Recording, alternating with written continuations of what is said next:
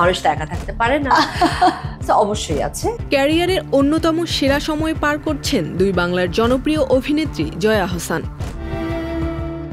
ঈদের তাণ্ডব আর উৎসবের সাফল্যের পর জুলাই ও আগস্টে কলকাতায় মুক্তি পেয়েছে তার অভিনীত দুটি সিনেমা, ডিয়ার মা এবং পুতুল নাচের ইতিকথা।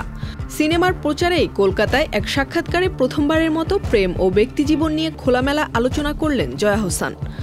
সঞ্চালকের প্রশ্নে জয়া স্বীকার করলেন, হ্যাঁ, তার জীবনেও আছেন একজন বিশেষ মানুষ, তবে তিনি সিনেমা জগতের কেউ নন। বহু বছর ধরে তারা একসঙ্গে আছেন, প্রথমে বন্ধু, তারপরে সঙ্গী। জয়ার ভাষায়, সে আমার অনেক কিছু সহ্য করে, আমার কাজের ব্যস্ততা, এক শহর থেকে আরেক শহরে ছুটে চলা, তবুও সে আমাকে স্বাধীনভাবে বাঁচতে দিচ্ছে। Is there anyone special in your life? Yes, of course. Okay, so মানুষ তো একা থাকতে পারে না, অবশ্যই আছে।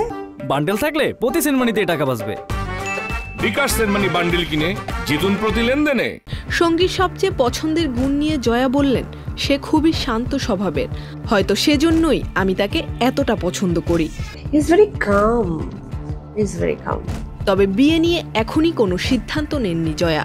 বিয়ে প্রসঙ্গে জয়া আহসান বলেন, বিয়ে করে একসঙ্গে থাকার ধারণাকে শ্রদ্ধা করি, তবে এখনই কোনো সিদ্ধান্ত নেইনি। এটাকে আমি শ্রদ্ধা করি, আমি আসলে এখনো I haven't taken the decision. আর বিয়ে না করার পেছনে কারণ হিসেবে বললেন, একটা ভয়, হয়তো অতীত সম্পর্কের তিক্ততা থেকেই এসেছে এই ভীতি।